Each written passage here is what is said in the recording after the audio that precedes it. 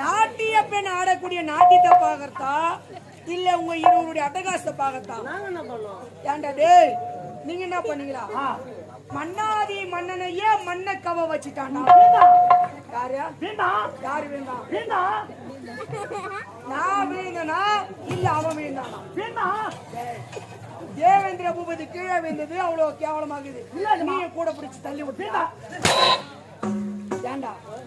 நல்லா தானே இருந்த, தலையில இருந்த மணிமுடியை ஏன் தட்டி விட்ட?